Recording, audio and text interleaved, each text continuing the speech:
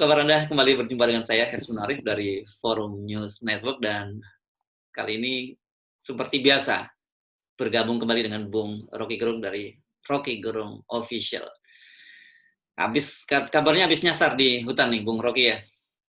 Iya, agak karena keburu gelap, nggak bawa headlamp center, jadi agak meraba-raba jalan.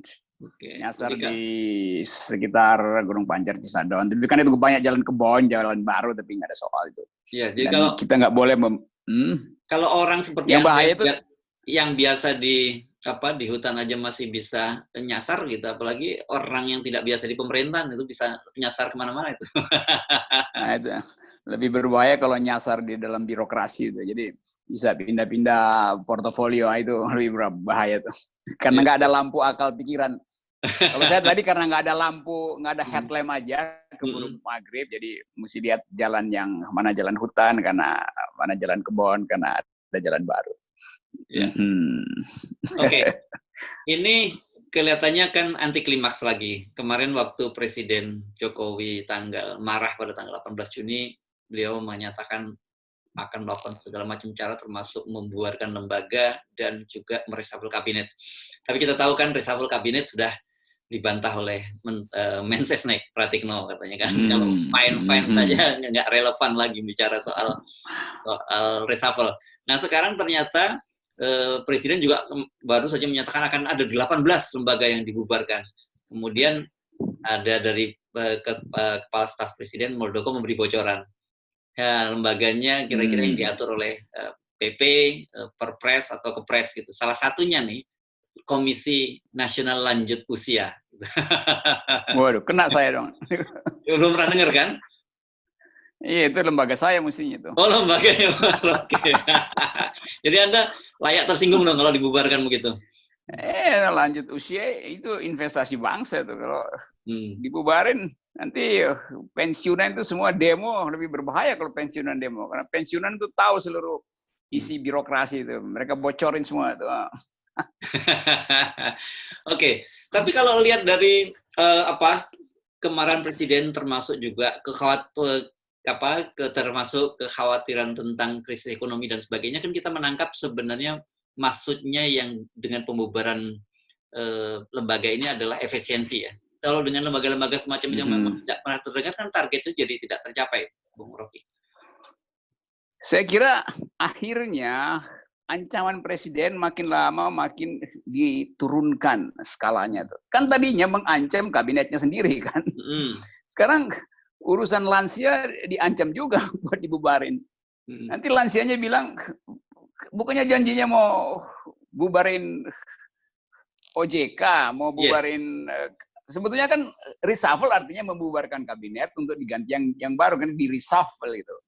Jadi lansia nanti ketawa-ketawain, ngurusin orang ompong, apa Presiden juga udah nggak mampu untuk udah jadi macan ompong karena nggak berani mecat menteri. Sekarang mau menghilangkan tugas negara untuk merawat orang lanjut usia. Itu juga diatur konstitusi loh. Mensejahterakan rakyat, termasuk mensejahterakan para lanjut usia tuh.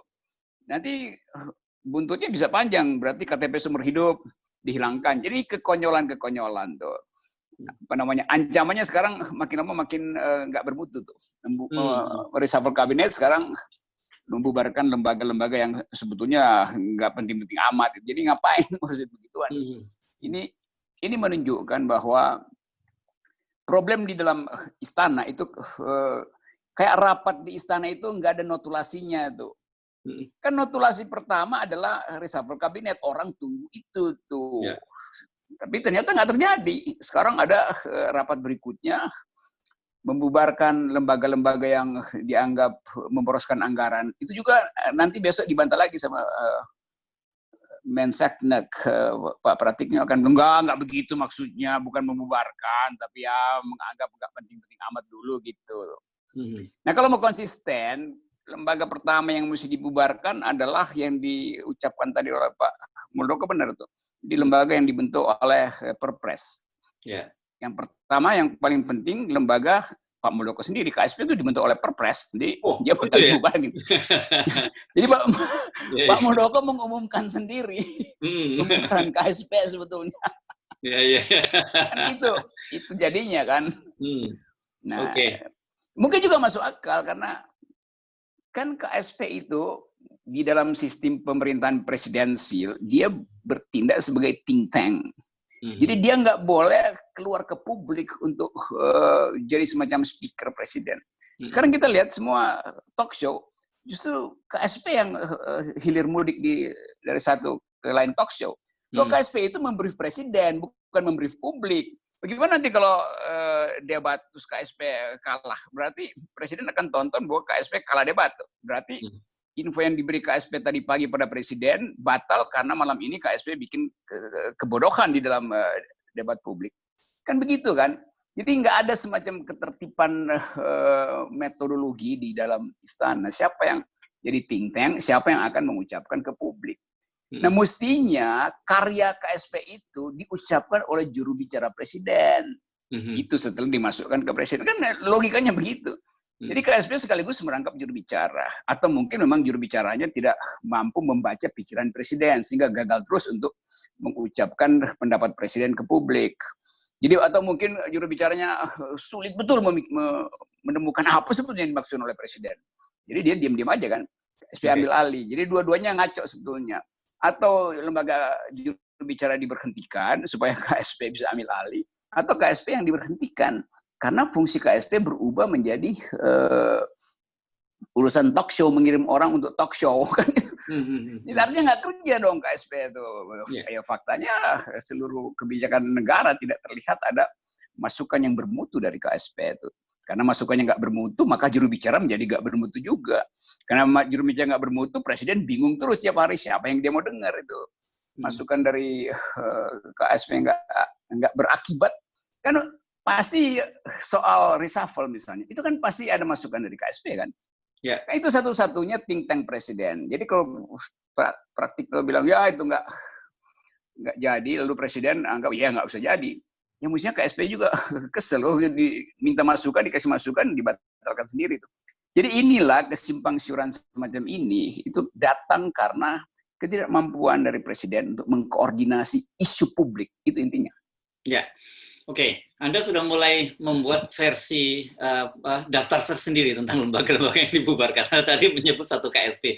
Menurut Anda lembaga-lembaga lain, mari kita lanjutkan listnya. Kalau versi Anda nih, jadi kira-kira lembaga-lembaga yang layak dibubarkan versi akal sehat Rocky Gerung gitu. Yang kedua, yang menimbulkan ketidakpercayaan publik terhadap cara kita bernegara, yaitu BPIP itu. Itu lembaga mesti dibubarin. Ya, alasannya karena lembaga itu tidak mampu mengeluarkan wacana untuk mengaktifkan percakapan tentang ideologi yang cerdas. Jadi kenapa terjadi pertarungan horizontal di dalam soal ideologi? Karena BPIP tidak punya argumen untuk merapikan dasar kenapa ideologi negara mesti dilembagakan, kenapa ideologi negara mesti dibina segala macam. Kan itu soalnya kan. Yeah. Kan mestinya BPIP itu masuk di dalam perdebatan supaya publik ngerti kenapa tidak diperlukan Trisila, kenapa tidak diperlukan Ekasila segala macam, bagaimana sejarah konstitusi. Kan BPIP di dalam perdebatan panas tentang ideologi, dia mesti keluarkan diskursus ideologi, dia mesti terangkan pada publik, ini loh asal usul dari Trisila, ini asal usul dari Ekasila segala macam itu. Mestinya dia bantu PDIP menerangkan itu. Ini PDIP kasihan, dibully sendirian tuh. Dan ya memang layak dibully karena memang nggak ada argumen koheren dari PDIP. PDIP juga mesti salahin BPIP. Lo mestinya kan di dalam perdebatan BPIP yang ambil alih, bukan ya, partai versus partai. Kalau menyalahkan BPIP kan ketua dewan pengarahnya Bu Mega. Berarti kan itu jeruk makan jeruk juga dong. Itu bukan jeruk makan jeruk, itu jeruk meres jeruk. Oke. Ini levelnya untuk pembubaran BPIP ini apa? Strong recommendation ya? Itu very strong recommendation. Itu kalau kopi itu black coffee. Oh, black coffee. Oke. Tanpa gula. Dan rasanya kemudian mungkin kita juga tidak perlu lagi berdebat tentang pembentukan RUU PIP ya, karena setelah sehari. Mestinya begitu kan. Jadi mestinya kalau BPIP ada semacam standar moral, begitu dia lihat ada perdebatan, dia tahu diri.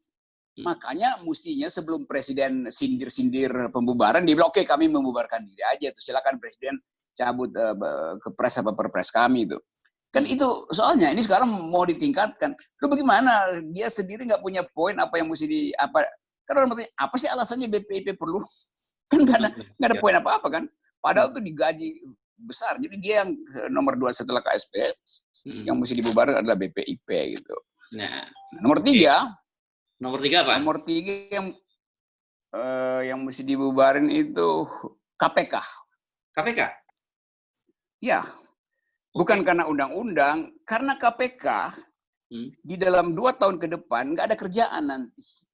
Karena undang-undang COVID, undang-undang nomor 2 tahun 2020, sudah memberi sinyal bahwa nggak akan ada yang boleh ditangkap oleh KPK karena kebijakan yang menguntungkan diri sendiri, merugikan negara segala macam atas dasar diskresi menteri atau pejabat negara tidak boleh dikriminalkan. Jadi ngapain KPK ada dalam 2 tahun ke depan? Kan nggak ada kasus akan masuk kan? Ya, nanti kasusnya mungkin itu kelasnya kayak rektor UNJ itu yang kemarin ditangkap dengan hanya mungkin kasus semacam itu, Bung Rocky jadinya. Terlalu besar ya KPK kalau semacam itu ya. Atau mungkin KPK nanti nangkap supir angkot yang menyogok pejabat polisi itu di jalanan. Nah, dianggap itu gratifikasi itu. Jadi KPK akan ada di jalanan buat nangkep supir angkot yang nyogok tilang itu kan. Ajaib kan jadinya. Jadi cukup beralasan apa tadi dasar Anda mengusulkan KPK dibubarkan karena memang perannya tidak diperlakukan lagi dengan undang-undang COVID tadi ya. Oke. Iya. Oke, itu yang ketiga. Udah gede-gede semua nih yang Anda usulkan. Kepala Staf. Oh iya, yang ketiga apa lagi ya? BPIP, KPK ini bukan main-main nih. Enggak, levelnya beda dengan lanjut usia tadi nih. Yang ketiga ada lembaga yang keempat. Yang keempat itu coba kita cari ya. Apa namanya nih? Para influencer ini kan jadi lembaga kan sebetulnya kan, influencer ini atau apa justru malu Anda apa enggak ini perlu dilembagakan daripada jadi persoalan karena Anda mumpung menyinggung influencer tadi presiden juga baru saja bertemu dengan para influencer tuh. Oh ya? Iya, baru bertemu lagi di istana dan minta minta disosialisasikan terutama penanganan COVID menggunakan masker tuh. Saya kalau tidak salah yang saya baca yang diundang tuh Raffi Ahmad, Yuni Sara, Cak Lontong, kemudian termasuk Tompi. Nah ini yang sebelumnya. Saya kira memang justru mesti dibubarkan, jangan jadi lembaga karena kalau dia diminta untuk menyebarkan isu baik tentang COVID itu dia nggak mampu. Karena influencer ini dia justru menghasilkan masyarakat yang dungu. Itu bertentangan dengan konstitusi kan. Perintah konstitusi adalah cerdaskan kehidupan bangsa. Nah, influencer dan buzzer ini, Yuntobrak buzzer, dia justru menghasilkan masyarakat dungu. Jadi dia mesti dihentikan aktivitasnya, bukan diundang ke istana loh. Ini kan setelah dievaluasi, ini presiden juga nih bolak-balik nggak tahu poinnya apa. Dulu dia bilang bubar aja nih influencer, buzzer segala macam. Pak Muldoko juga bilang begitu, nggak diperlukan lagi. Sekarang diambil lagi itu. Buat apa itu? Kan dia dibayar banyak juga kan. Padahal dia tidak bisa sebagai influencer dia justru menghasilkan influenza tuh. Gitu. Oke. Nah, kalau KPU bagaimana nih, Bung Rocky? Kemarin baru heboh saja keputusan MA itu. Menurut Anda, apa KPU ini masih tetap dipertahankan atau termasuk yang perlu dibubarkan juga? Ya bubarin aja KPU kan KPU itu gagal untuk memperhatikan perintah dari Mahkamah Agung tuh. Jadi itu kan dia balelo sebetulnya kan. Mahkamah Agung bilang batalkan keputusan penetapan presiden, dia bereaksi duluan bahwa dia bilang kami pakai keputusan MK. Iya, MA nggak perlu tahu itu. Kan MA bilang keputusan KPU itu salah. Terus dia bilang enggak, kami pakai keputusan KPK MK. Jadi dia nggak menghormati lembaga MA. Dia pikir Mahkamah Konstitusi lebih tinggi dari Mahkamah Agung. Bukan, itu dua-duanya lembaga. Bahkan ada pendapat bahwa apa namanya, hukum yang datang belakangan di dalam keadaan dua hukum setara, yang belakangan itu membatalkan yang lebih dahulu kan. Jadi dari logika itu mestinya keputusan MA didengar oleh KPU. Jadi saya kira KPU juga mesti dibubarkan karena satu, dia melanggar konstitusi, yang kedua dia tidak berhasil untuk memberi pendidikan politik kepada masyarakat. Dia bahkan dengan gairah lakukan persiapan untuk pemilu segala macam. Oke, kita bilang pemilu serentak. Oke, kalau begitu karena ada COVID segala macam, mulailah pemilu hari ini, pemilu 2020 sekarang, pergunakan fasilitas webinar, semacam webinar, yaitu melalui digital election, voters digital. Dia bilang nggak bisa, mesti pakai manual. Lo justru dengan itu kita mencegah moral hazard. Jadi KPU nggak mau kehilangan proyek tuh. Ya jelas saja kalau elektronik, pemilunya berlangsung elektronik secara election, ya nggak akan ada biaya cetak spanduk, nggak akan ada biaya untuk bikin kotak kardus coblosan itu. Jadi ini juga proyek. Jadi saya kira KPU nggak punya alasan untuk menolak pemilu digital. Nah, kalau dia nolak itu artinya dia mesti dibubarkan karena dia nggak ngerti bahwa tahapan demokrasi kita menghendaki penggunaan teknologi itu, dan penggunaan itu justru akan membuat banyak institusi yang bernaung di bawah KPU, mulai dari kontraktor kertas suara itu nggak diperlukan lagi tuh. Dan itu artinya nggak ada uang pemasukan tambahan untuk komisaris-komisaris KPU tuh. Bung Rocky, yang lembaga-lembaga yang Anda usulkan untuk dibubarkan tadi cukup besar semua itu tuh, dan ada beberapa yang cukup strategis tuh, terutama KPK dan KPU. Anda bisa membayangkan apa implikasinya kalau memang itu betul-betul terjadi dan dilakukan?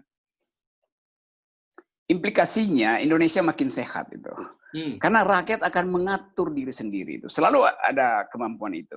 Bila lembaganya nggak ada, maka otak rakyat akan menemukan efisiensi di antara mereka.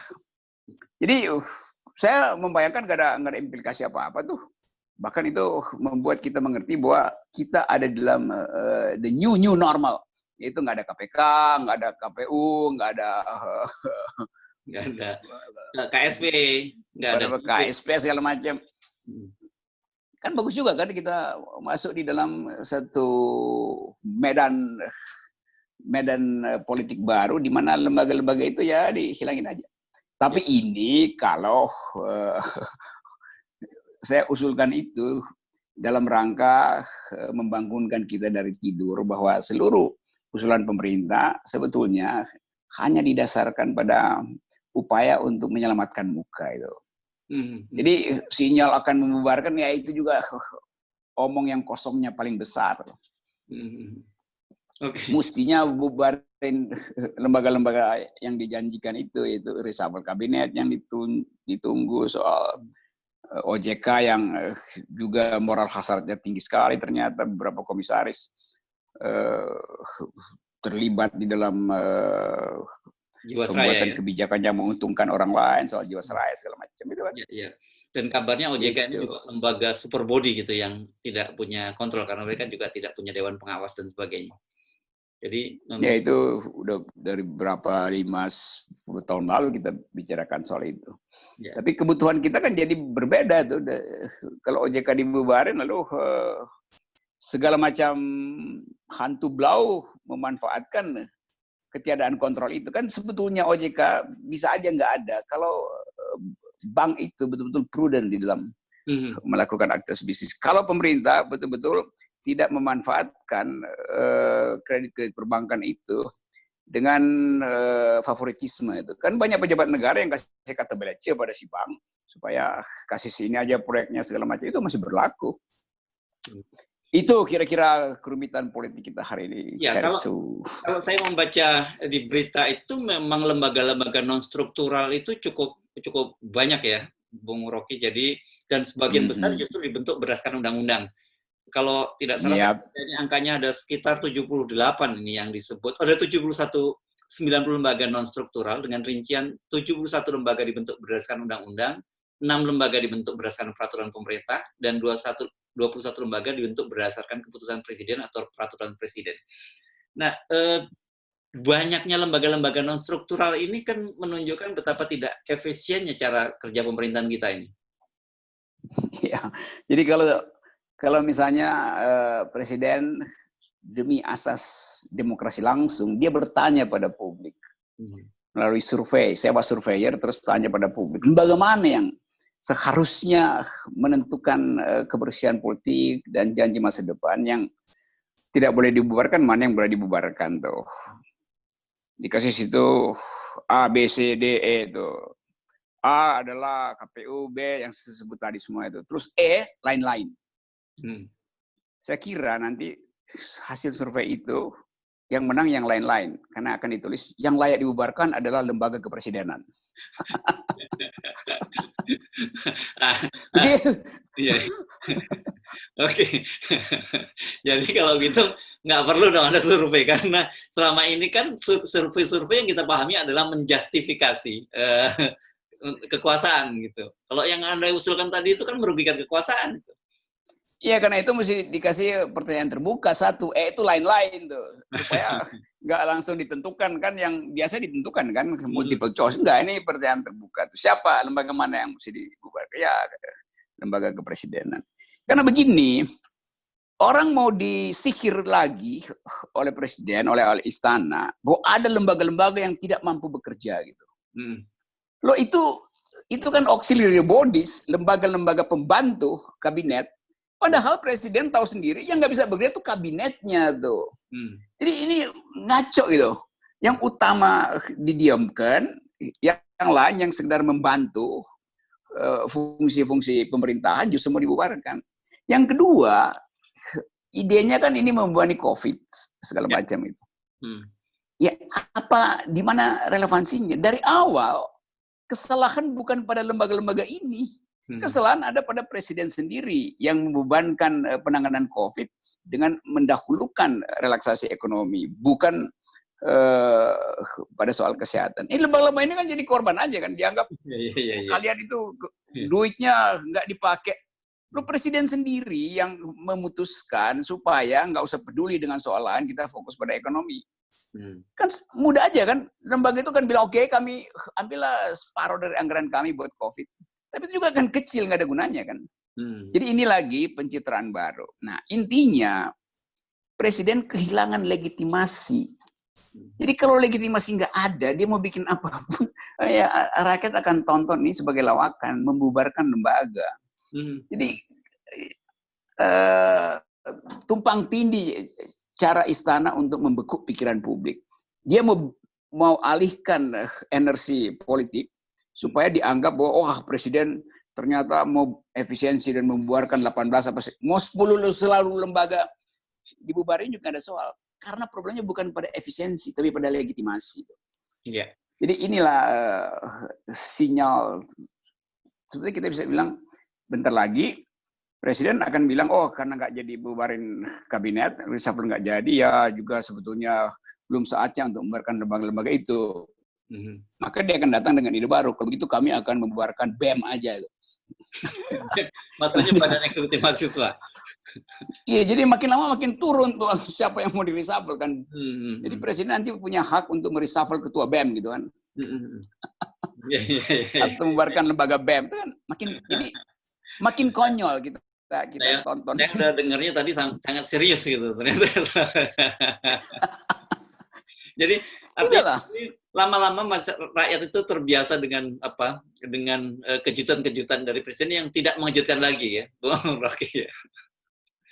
Iya, itu kayak nelayan itu yang nggak.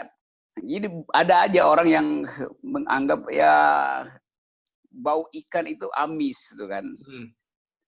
Tetapi bagi nelayan bau ikan itu justru wangi karena dia hidup dengan bau itu setiap hari itu kan. Nah, presiden nggak bisa bedain mana wangi bau ikan dan mana amis bau kebijakan. Yang amis itu kebijakannya tuh. Nah sekarang lembaga begini dianggap sebagai ikan yang amis itu. Enggak begitu cara lihatnya tuh. Ya. Jadi kemampuan untuk memutuskan mana yang berguna, mana yang nggak berguna juga nggak ada. Jadi setiap hari orang kan bayangin presiden dalam seminggu ini berbagai kebijakan dibuat atau diisukan ke masyarakat, padahal orang tahu bahwa presiden mestinya tangani COVID. Bagaimana cara tangani? Ya atur ulang anggaran. Bagaimana atur ulang anggaran? Ya bikin klasifikasi utang supaya orang mengerti bahwa utang ini masih bisa kita bayar, yang ini sebetulnya adalah utang yang diakibatkan oleh pemerintahan yang buruk di masa lalu misalnya. Oleh karena itu ada jaminan bahwa utang ini yang kita ambil sekarang itu akan dipakai sungguh-sungguh buat COVID. Tapi orang udah anggap ya hutang ini dipakai buat relaksasi bisnis besar kok. Dikasih modal baru pada mereka. Ya. Padahal bisnis besar ini sebelum COVID udah berantakan. Ya. Nah, jadi disitulah kekonyolannya tuh. Ya. Ini kalau kita apalagi orang tahu yang Sri Mulyani bilang duitnya tekor kok, bagaimana mau mau cariin uang. Kita bayangkan kalau ada 18 lembaga tadi dibubarkan, sementara anggaran yang tekor segitu besar kan tidak akan menutupi. Jadi saya jadi teringat itu soalnya macam pepatah gitu, yang gatal di kepala tapi yang digaruk di kaki itu ya. Jadi gatalnya tidak akan pernah sembuh kan. Itu sama seperti ada orang dia ngutang pada bank itu karena konsumsinya berlebih-lebihan, itu beli mobil mewah, beli rumah mewah, pesiar mewah, tapi begitu nggak bisa bayar, dia bilang celengan anaknya dia mau dipecahin gitu kan. Oke, celengan dia nggak bisa ditolong dengan celengan anaknya itu. Oke. Konyolnya di situ.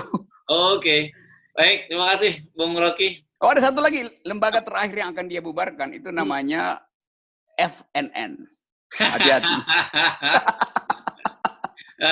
Oke. Oke. Terima kasih Bung Rocky. Oke, Harso, bye. Bye.